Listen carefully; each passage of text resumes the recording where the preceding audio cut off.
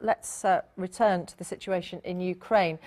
Ukraine has given Russia 48 hours to explain and give details of its military exercises near the border. It comes after Ukrainian forces took action against pro-Russian rebels in the eastern city of Sloviansk. 5 people have been killed. President Putin has warned of consequences.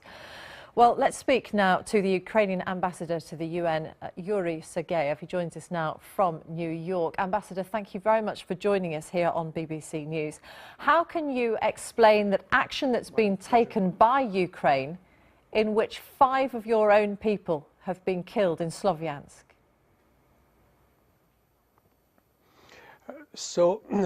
Because of the fact that Russia Federation refused to fulfill its own obligation within the Geneva agreements to stop the violence and to address their people in the region,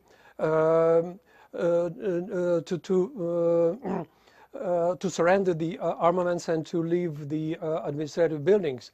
And because of the fact that the separatists, they started to seize the people and to keep the hostages, so the government decided to renew the law enforcement operation. And so they moved to Sloviansk, and the separatists started fighting. Isn't the concern, though, that when Ukraine tries to win back parts of eastern Ukraine, which it feels it has no longer has control over, there will be more violence, there will be more deaths? How do you avoid that? So the police forces, they are trying to avoid any clashes. The government addressed the separatists to surrender the weaponry and to leave the administrative buildings.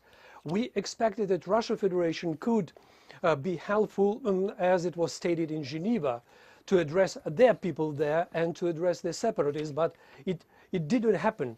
And more than that, Russia started to support openly the separatists, encouraging them. And in this situation, the deterioration happened, and the separatists, they started to seize people.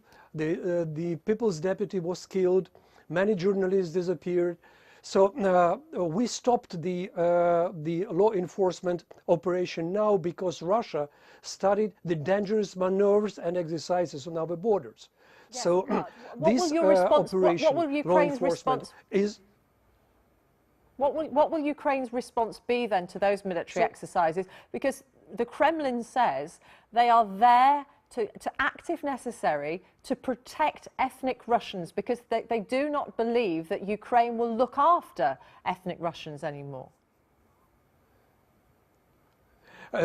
So they are speaking since long ago, before invading in Crimea, that they are looking how to protect Russian-speaking, not even ethnic Russians. So in this case, Lavrov several days ago, he stated about the probability of invasion to protect those who are not looking for the protection, because the overwhelming majority of the population, Russian-speaking, they're not looking the Russian protection.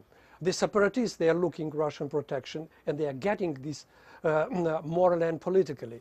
Shoigu, the Minister of Defense, for the first time today stated that all these exercises happened because of the situation in Ukraine.